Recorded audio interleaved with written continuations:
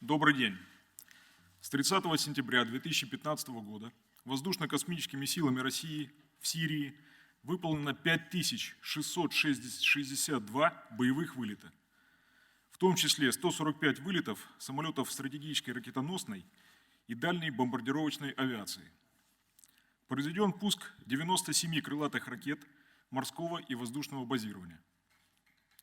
Целями ударов являются объекты инфраструктуры, опорные пункты, скопления военной техники и живой силы террористов. В ВКС России функционирует многоуровневая система разведки, обеспечивающая достоверное выявление и поражение целей боевиков. Кроме того, значительный объем информации поступает по каналам совместного координационного центра, развернутого в Багдаде, и командования сирийских правительственных войск. В течение последних месяцев налажено взаимодействие с отрядами патриотически настроенной оппозиции, которая передает командованию российской авиационной группы координаты объектов боевиков в зоне боевых действий. После проверки полученных данных по этим объектам наносятся авиационные удары. На сегодняшний день информация о каждой пятой цели террористов поступает именно от сирийской оппозиции. Это значительно повышает эффективность применения группировки ВКС России. Планомерно разрушая инфраструктуру террористов, нарушая налаженные каналы и схемы снабжения, уничтожая систему пунктов управления боевиков, нам удалось вынудить их действовать в условиях нехватки топлива, боеприпасов и продовольствия.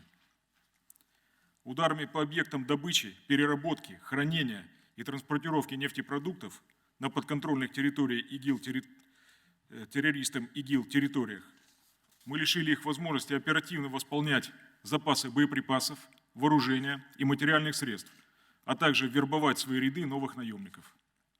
Это позволило сирийской армии перейти к наступательным действиям, которые сейчас ведутся одновременно на 15 направлениях. Все большую роль в борьбе с террористами в Сирии играют силы демократической сирийской оппозиции, действующие совместно с подразделениями правительственных войск. В настоящее время общая численность этих отрядов составляет более 10,5 тысяч человек.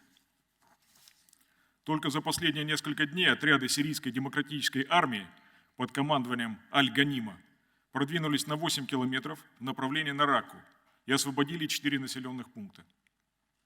Отряды Сурейм и Челобия освободили от боевиков ИГИЛ территорию площадью 60 квадратных километров с восточной и западной стороны плотины через реку Ефрат в районе Эль-Ахмар. В районе аэродрома Кварис правительственными войсками и отрядами народного ополчения занято 7 населенных пунктов. На севере провинции Латакия при активном участии отряда оппозиционных сил «Соколы пустыни» освобождено 3 населенных пункта, в том числе главный оплот боевиков и столица горной Латакии – город Сальма. В провинции Хама занято 10 населенных пунктов. В ходе боев в районе города Джарджиса правительственным войскам добровольно сдалось 24 боевика с оружием, воевавших на стороне террористов.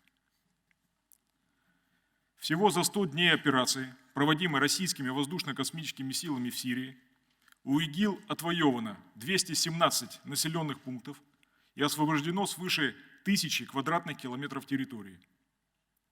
Хочу отметить, что в сирийские города постепенно возвращается население и налаживается мирная жизнь.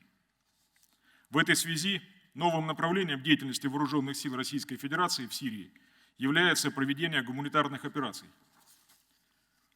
В результате многолетнего вооруженного конфликта в большинстве населенных пунктов Сирийской Арабской Республики сложилась крайне сложная гуманитарная ситуация. Население испытывает дефицит продуктов питания, медикаментов и других предметов первой необходимости. Доставкой гуманитарных грузов в Сирию занимается ряд международных неправительственных организаций, в том числе Международный комитет Красного Креста. Однако в основном помощь направляется в районы, подконтрольные боевикам, где большая ее часть попадает в руки экстремистов и используется для снабжения бандформирований. Кроме того, неоднократно отмечались попытки доставки оружия и боеприпасов, эвакуации раненых боевиков под видом гуманитарных конвоев.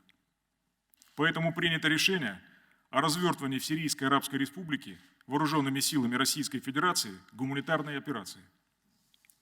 В настоящее время основная помощь направляется в город Дейр-эз-Зор, который на протяжении длительного времени находится в осаде террористов ИГИЛ.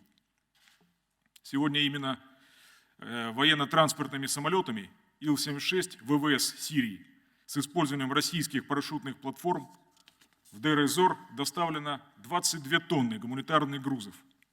Их распределение будет осуществлено местными властями.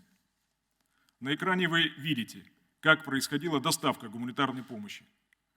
Хочу подчеркнуть, что работа в данном направлении будет продолжена. Мы не намерены останавливаться на достигнутом и будем дальше оказывать сирийскому народу всю возможную помощь в освобождении страны от экстремистов и восстановлении мирной жизни. Спасибо за внимание.